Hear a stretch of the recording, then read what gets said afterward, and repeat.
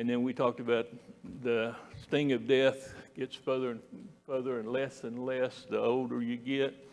And for those of us that are 70 years is our timing, Adam lived a very long time, 930 years. So he went a long time past that. That's kind of where we went last week, and I think that's all we did last week. If you got a question about any of that right now, ask it. Very good. Question 3. Do plants and animals die because of sin? Do plants and animals die because of sin? There is the problem of relating human death to the natural deaths experienced by all other creatures, all other living creatures. Deaths which are obviously not associated with sin. Or, number 1, are we to believe that but for Adam's sin, cats and dogs and birds and fowls and maybe fish will live forever on the planet? Do we believe that? Are we to believe that death in both plant and animal kingdoms is the result of the fall? Given God's expressed grief over having made man, one does begin to wonder. This is right out of this book. For it was not animals, but man, whose thoughts were continually evil. In Genesis chapter 6:5. The thoughts of men are continually evil. And yet, surprisingly, we read about a mystifying linkage between sinful man and unsinful lower animals. When God contemplated wiping the slate of creation clean with the flood, said the Lord in his anger in Genesis 6:7, I will wipe mankind whom I have created from the face of the earth, men and animals and creatures that move along the ground and birds of the air, where I am grieved that I have made them. I have made them. Who's them? Does God mean that he's grieved at having made all the living creatures as well as morally rebellious humans? If perhaps there is a lot more that we'd like to know about why in Noah's day God chose virtual extinction for more than the single offending species, mankind. Extinctions for everybody, even though there was only one that had offended, and that would be us. 2 things are crystal clear there. First, the flood wasn't the fault of any insect, bird, or beast. No record of any fish dying either in the flood. Is that me?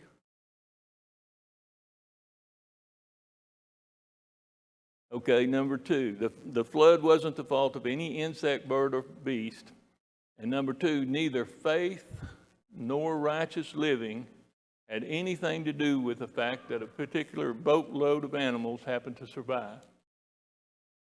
Let me say that again. Neither faith nor righteous living had anything to do with the fact that a particular boatload of animals happened to survive the flood. There's no apparent link between death and sin in the animal kingdom. The human process of dying cannot automatically be considered as inconsistent with man's created nature prior to Adam's sin. If animals die without sinning, what reason is there to believe that man's sin was necessarily the cause of human death? Give you 30 seconds to think about that.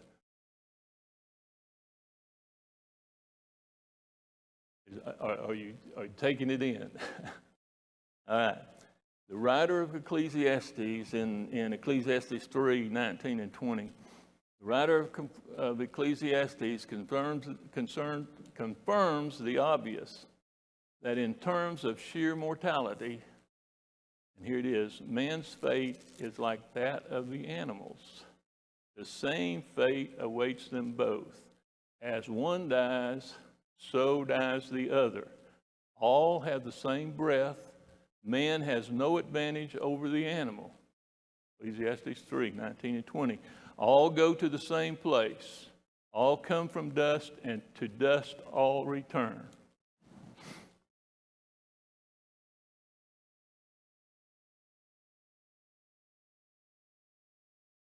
Now, LaGard Smith throws an addendum in here kind of on that passage. He says, using Ecclesiastes for doctrinal support on any issue is always problematic. This is also true of the book of Job. In each case, the writer is struggling with what he should believe about some of life's greatest questions. In Ecclesiastes, it's the meaning of life that is at issue. In Job, the question has to do with why righteous men suffer, or righteous people suffer, I guess. Now, unlike other genres of biblical literature, one cannot always be certain whether any given statement is intended to state a doctrinal truth as opposed to merely expressing a quite natural human doubt. He put that in there because Ecclesiastes and Job are a little different in genre. Any questions about that? Any comments about that? Man and animals, same thing. Dust to dust. Go ahead. Go ahead.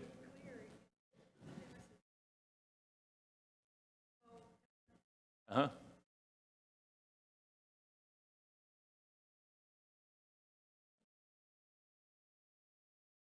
He does. As he does here. As he does here. So, what does that tell us with the questions that we're asking? Excuse me. With the questions that we're asking, what does that tell us?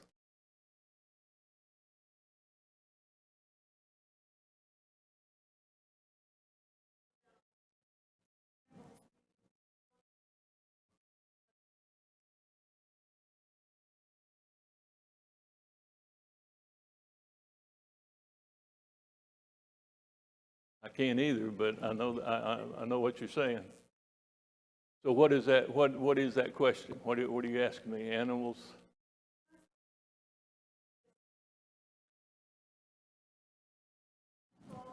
Mm-hmm.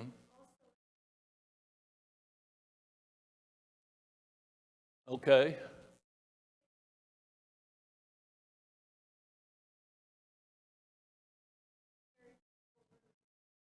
But I guess the question that we're asking here is, do animals sin like man does? Are they held like man does? We're going to talk about it some more. I'm not demanding an answer here. I'm just saying we got to be thinking along. We got to be thinking. That's what I'm saying. Go ahead. I didn't hear it. Animals do not have souls, she says. Animals do not have souls. What? Okay, we're going to touch on that in just a little bit. And if I forget to bring that up, go ahead.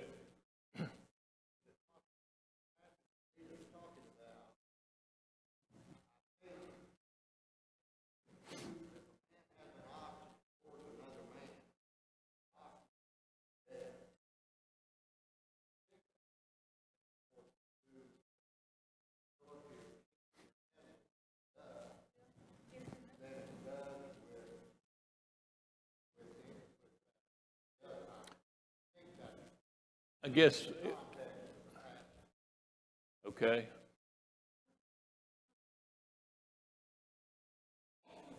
That was the one I was thinking of. Go ahead.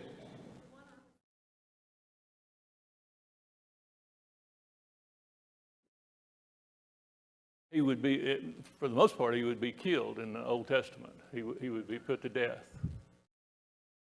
Did the animal sin when he did that, or did he just do what animals do? I mean, I got a bulldog, kills everything in sight.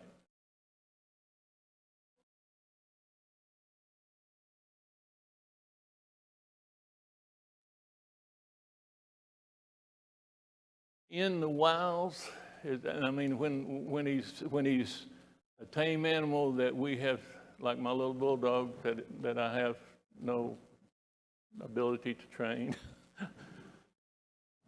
Is he responsible for what he does because he's a bulldog that does those kind of things? He attacked a mountain lion or a bobcat, and the fight was horrible across the lake. You could hear it for a mile, and it went on for hours. And when he came home, I didn't know if he'd come home because I heard the cat scream. And the cat went up a tree, and he stayed there forever. It was a she, by the way. Stayed there forever, and when he come home, he was just covered. She was just covered with blood, and she had skin hanging down here. That I'm making a really pretty picture here.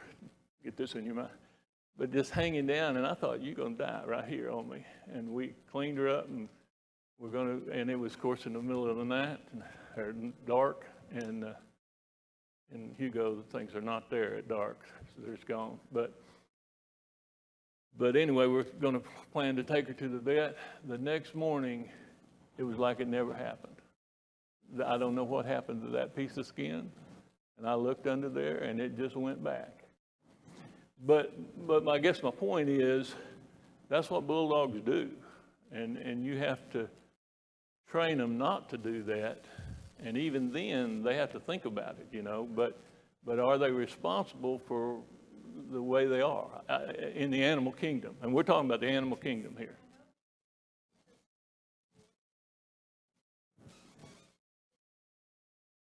But they don't hear. You know, I hear what you're saying. I don't have no answer for that. Does anybody?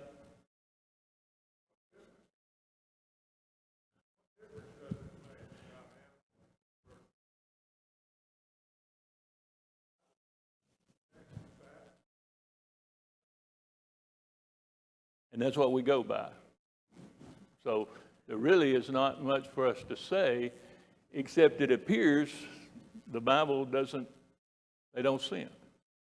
Let's go a little further. Of course, I forgot where I am.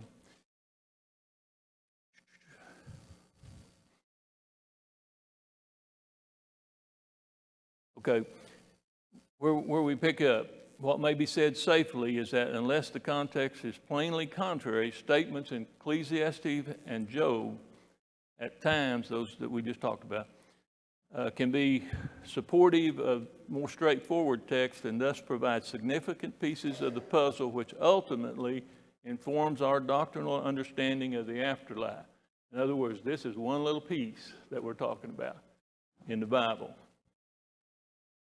So let me read that verse that I just read before. The writer of Ecclesiastes in Ecclesiastes 3:19 and 20. Here's the verse. Man's fate is like that of the animals. The same fate awaits them both. As one dies, so dies the other.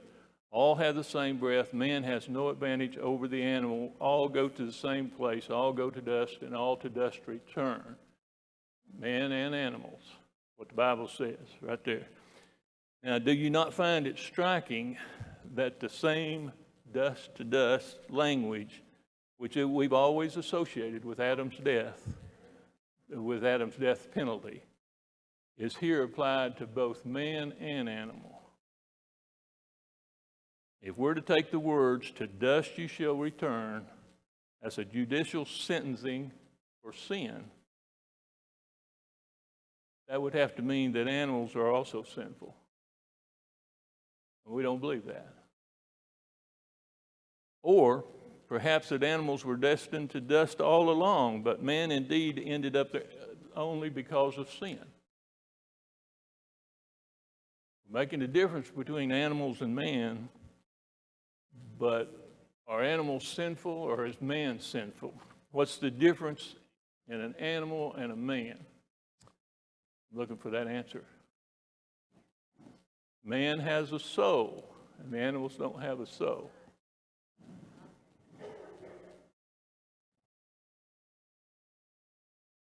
Okay. Man has a soul. That's different from flesh, isn't it? You have a fleshly body, and you have a spiritual body. The fleshly body is what we call mortal. which we share with animals. We have a spiritual body, which would be called moral, I guess. We have a moral. We have a soul that has a conscience that God has given to us. Now, when animals die, they go to the dust. When men die, their physical body, and women, mankind, goes to dust. And we know that to be true. But the difference is that moral part, the soul part. Does man have a soul? And then the question becomes,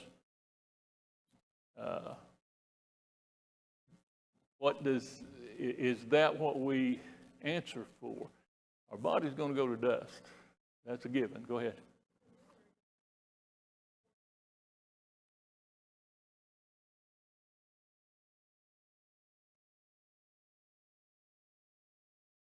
Okay, now wait, say it again.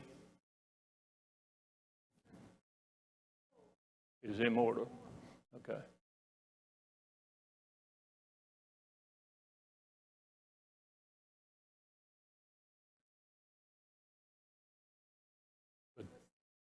Okay.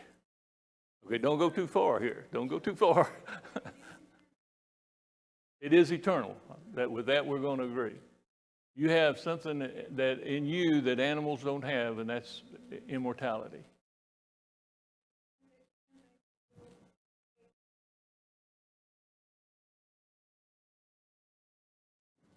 Okay, can you read that whole passage?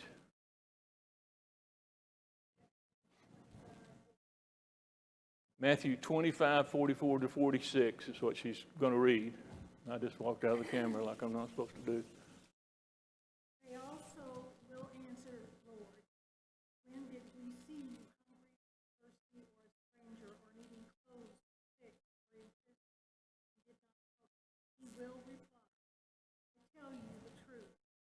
Whatever you did not do for one of the least of these, you did not do for me. Then they will go away to eternal punishment. This is all.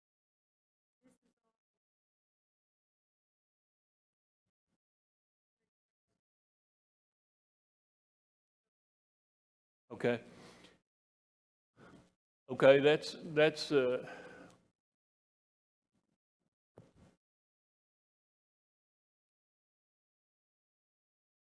a passage that we're going to come back around with at another time.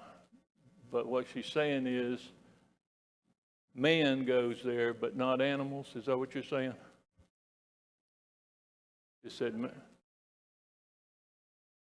Okay, so what do we have to do in a case like that when we're doing using hermeneutics and exegesis? What do we have to do? The main rule of exegesis is context, context, context. So you have to go to the context and see what that means there at that time with what was going on. And you have to make your decisions from those, whether it goes here or somewhere else. You're just looking for the truth in that statement. It'll kind of come up again a little bit.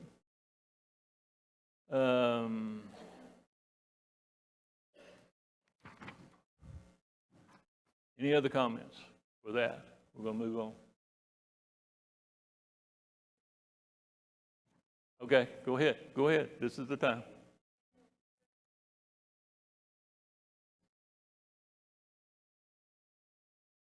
Well, two is going to get what you want, I think.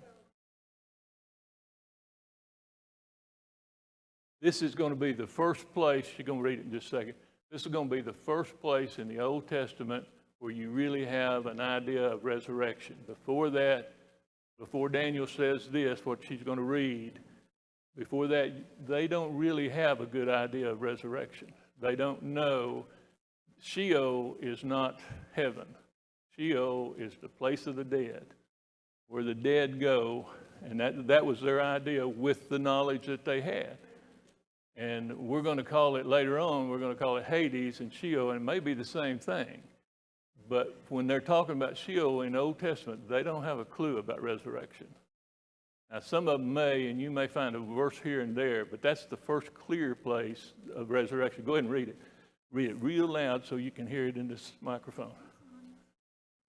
Somebody else read it. That would be Mike. Can you read it? Yeah, 1 through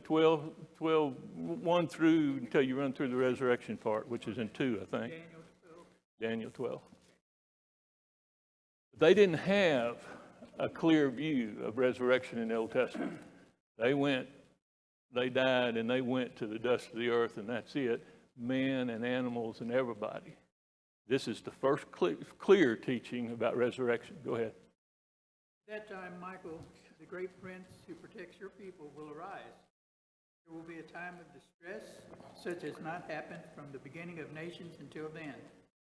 But at that time, your people, everyone whose name is found written in the book, will be delivered. Multitudes who sleep in the dust of the earth will awake, some to everlasting life, others to shame and everlasting contempt. Those who are wise will shine like the brightness of the heavens, and those who lead many to righteousness like the stars forever and ever. But you, Daniel, close up and seal the words. Yeah, go ahead. Okay. That's right. Daniel, close up and seal the words of the scroll until the time of the end. Many will go there, and there to increase knowledge. Then I, Daniel, looked, and there before me stood 2 others, one on this bank of the river, and one on the opposite bank. One of them said to the man clothed in linen, who was above the waters of the river, how long will it be before these astonishing things are fulfilled? The man clothed in linen, who was above the waters of the river, lifted his right hand and his left hand toward heaven, and I heard him swear by him who lives forever, saying, it will be for a time, times and half a time. Okay, that's good. That's good. That's a good read all the way through. But, well, the part we wanted out of that was you're going to rise from the dead. And that's the first, in the Old Testament, the very first mention of resurrection. They didn't know that. When you get to the New Testament, you're going to find out that the Pharisees believe in the resurrection and the Sadducees do not. Do not. So we're still, it first started right there. Now, there may have been some mentions that you could go back and read in the Old Testament, but they're not clear. Daniel is pretty clear. Then by the time of Christ, there's a split. Some do and some don't. In our day and age right now, some do and some don't believe in resurrection. That means in our day and age, that means they don't believe in Jesus. That's what that means. And they look at us, this world, and they think when you die, it's all over, and when the world burns up, nobody knows. But none of that is based on anything at all, actually. Go ahead.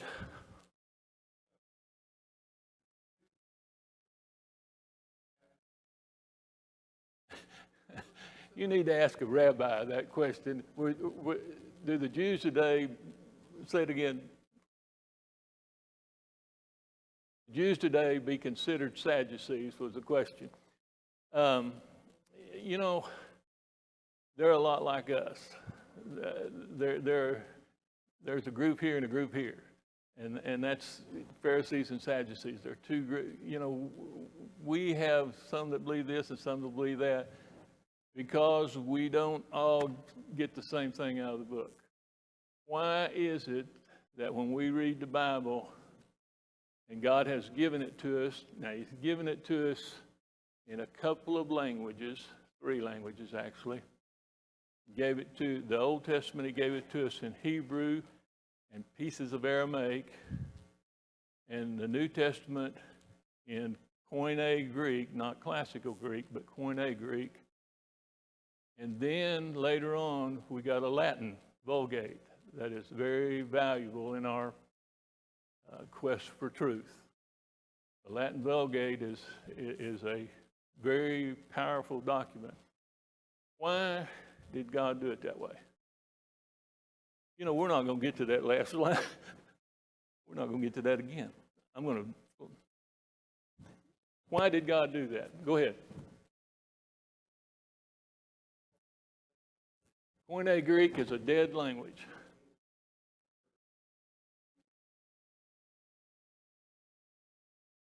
It was used for the New Testament period, but the Greek that went on was classical Greek, and they're way different.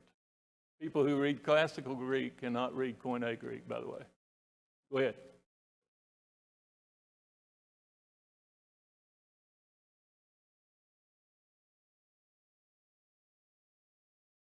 He's going to read Galatians 4 through 6. Go ahead.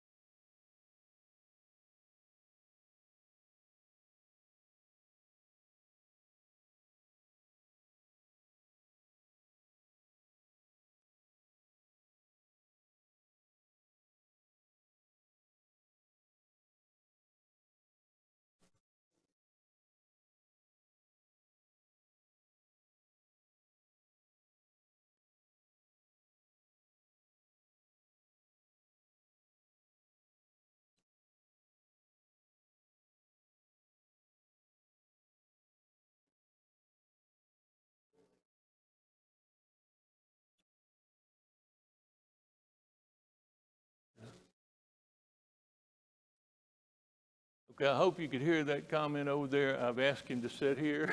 And it's a good comment. I cannot repeat that. And I'm sorry, guys. It's a good comment. What I'm going to say to you is the Koine Greek, which he just mentioned, is a dead language.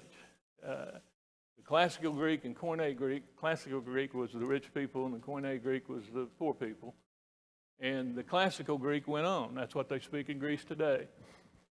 They cannot read Koine Greek.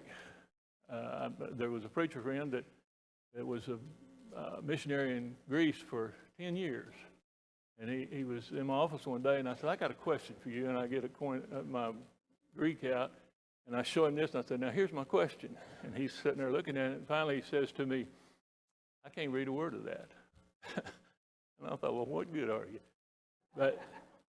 But he knew classical Greek very well.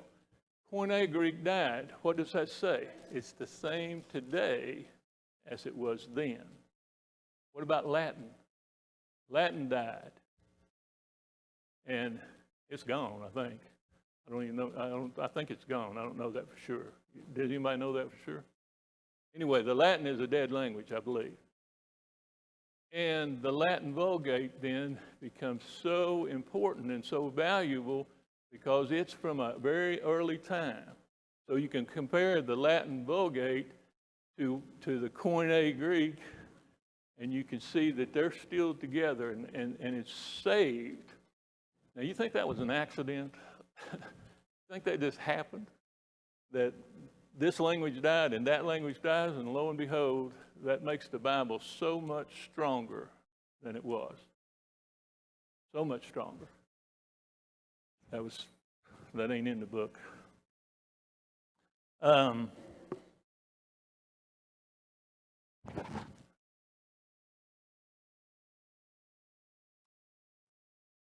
We talked about the dust-to-dust language, which we've always associated. Okay. Do you not find it striking that the same dust-to-dust language that we just read in Ecclesiastes a while ago, which we've always associated with Adam's death penalty, is applied here both to man and animal? They're both going to die. They're both going to go back to dust. We're to take the words, to dust you shall return, as a judicial sentencing for sin for man and animals. Then does that mean that animals are also sinful, or perhaps that animals were destined to dust all along, but man indeed ended up there only because of sin? And to the contrary, does it not seem that our working hypothesis is, and this is his book, is further confirmed here, that returning to dust has nothing to do with sin, either for animals or for man? and that biological death in both the animal kingdom and the family of man was part of God's plan all along. Naturally, if we had nothing else to go on apart from our own human observation, we could be excused for asking the question that the writer of Ecclesiastes asked in Ecclesiastes 3:21. Who knows if the spirit of man rises upward and if the spirit of the animal goes down to the earth? Who knows? By Revelation, we know that unlike animals, man is not just a mortal being, but also a moral one. That's the difference. We're a moral being with a spirit created in the image of God, which will indeed rise upward from the earth. And yet Ecclesiastes surely is right in noting that man's common mortality with animals wholly apart from the issue of sin. We're both going to die and turn to dust. If we listen to Job carefully, there is no hint of only the unrighteous dying, but everyone. Job 30:22. I know you will bring me down to death, Job says to God, to the place appointed for all the living. Even considering the two well-known exceptions to the rule, Enoch and Elijah, we see again that sin and physical death are not always bonded together. Are we to believe that Enoch and Elijah were sinless? Yet neither one tasted death, being supernaturally translated out of this world for having, as specifically noted in Enoch's case, having walked with God. Genesis 5:22 and 24 says, Enoch walked with God, and he was not, for God took him. What does that mean? He was not, don't answer it. What does that mean in your mind? He was not, for God took him, which was also said regarding Noah, who died, nevertheless. Genesis 6:9. This may not, if you're reading a book, this might not be in it. Genesis 6:9, Noah was a just man, perfect in his generation. Noah walked with God. Genesis 9:29. So all the days of Noah were 950 years, and he died. There's another case in Malachi 2 and 4 and following. My covenant with Levi may continue. Levi, remember who he is, not the book. The law of truth was in his mouth, and injustice was not found on his lips. He walked with me in peace and equity and turned many away from sin. Levi died at age 137. Thus, the exception proves the rule. This is Smith again. Unlike horse and carriage, love and marriage, there is no necessary pairing between man's sin and the physical corruption of his fleshly body. Your fleshly body and the animal's fleshly body is going to turn to dust. And that's that. The difference is we have a moral, we have a spiritual body, a soul. That's the difference. Then the next paragraph in his books is going to be where physical death is, in fact, the punishment. Before leaving Noah and the flood behind, it should be noted that without question, the tens of thousands of those who died in the flood were being put to death for sin. That's why that flood came. In this case, of course, the hastening of mortality for those who drowned was judicial penalty.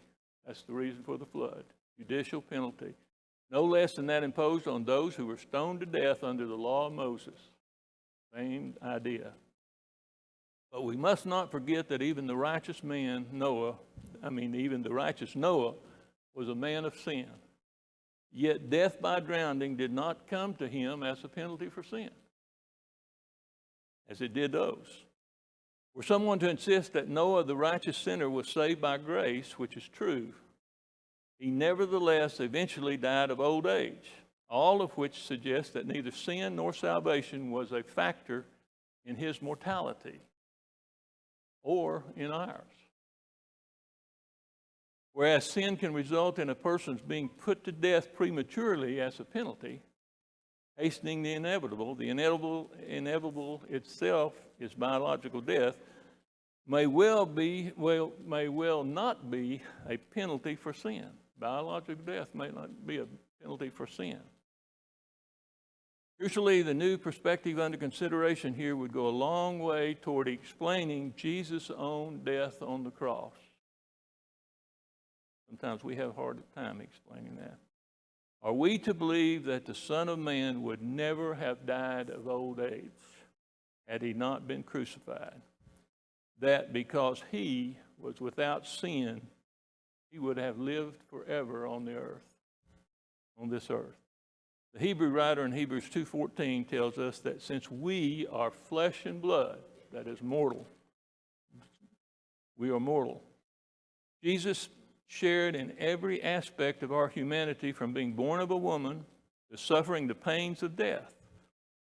No matter how it might have happened, whether by accident, disease, or old age, we have no reason to believe other than that even the sinless Jesus eventually would have died, both to identify with us, listen carefully, to identify with us that in that common human experience, and to show us by a subsequent resurrection that death is not the end. Indeed, to ensure that death is not the end. But when Jesus' crucifixion on Golgotha hastened his inevitable death, that cruel, man-imposed, yet God-purposed sacrifice made it possible for Jesus' blood to atone for your sins and mine. The prospect that Jesus could slow down, Marvin. The prospect that Jesus quite probably would have died in any event does not in the least detract from the enormity of his personal sacrifice in giving up his physical life on the cross, so that the sin which separates us from God in spiritual death might be taken away. The next, I'm going to go on, and then if you have questions, we'll do it at the end, next week or sometime. The next paragraph in there is a time to die. Whatever else it may be, death is as natural as dust, whether for man or for animals, whether for the ancient giant redwoods or the fragile lilies of the field. The story is the same for all living creatures. There's a time to be born and a time to die, Ecclesiastes. The writer of Ecclesiastes was not mistaken when he wrote, there is a time for everything and a season for every activity under heaven. Ecclesiastes 3, 1, 2, and verse 11. The operative words there being under heaven.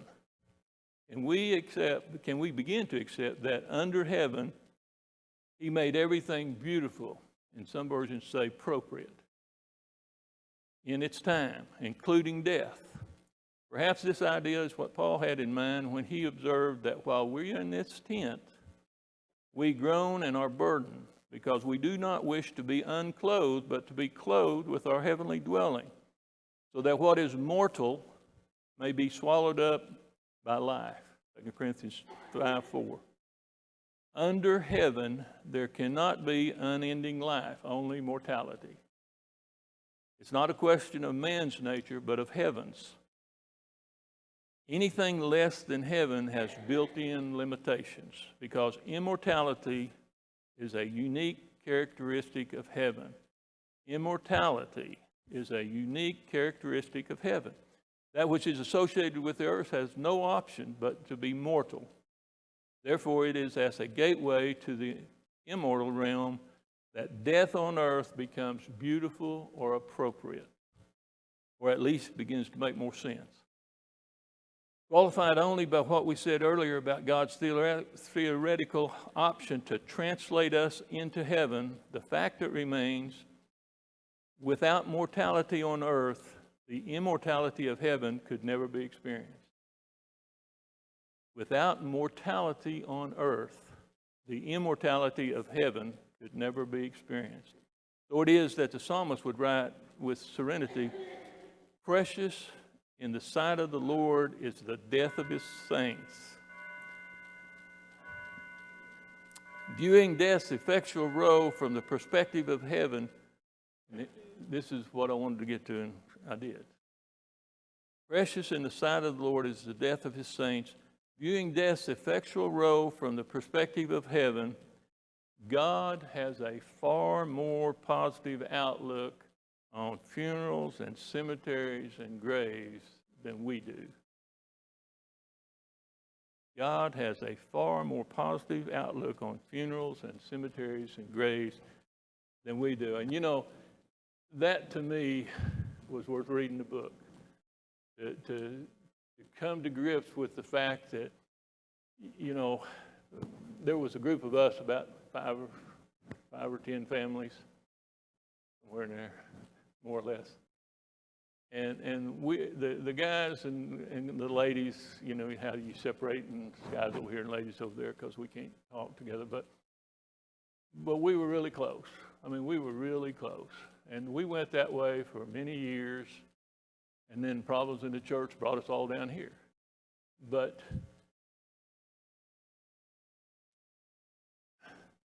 Benton and Jim and Mike, and it just went on and on. They all died in their 50s. One of them was 50, one was 52, one was 54, one was 57. And here I am. And they were, I mean, they were special. They were incredible people. And I have no doubt that they were Christians to the core. And when I look at this, God has a far more positive outlook on funerals and cemeteries and graves. I struggled with that for a long time, and obviously still with me, but they're not in the grave. Now, they may be, we're going to talk about where they are eventually, probably about a year, but we're going to talk about where they are and what's going on, and then we're also going to talk about where the other people are, where other people are at this time in history. It's a good time for some hard questions that Mike will answer for you. Anybody got anything they want to say or bring out? I'm going to stop right there, because where are we going? Well, we're going to have a hard one next week too. But any questions? You're free to roam about the building. Thank you.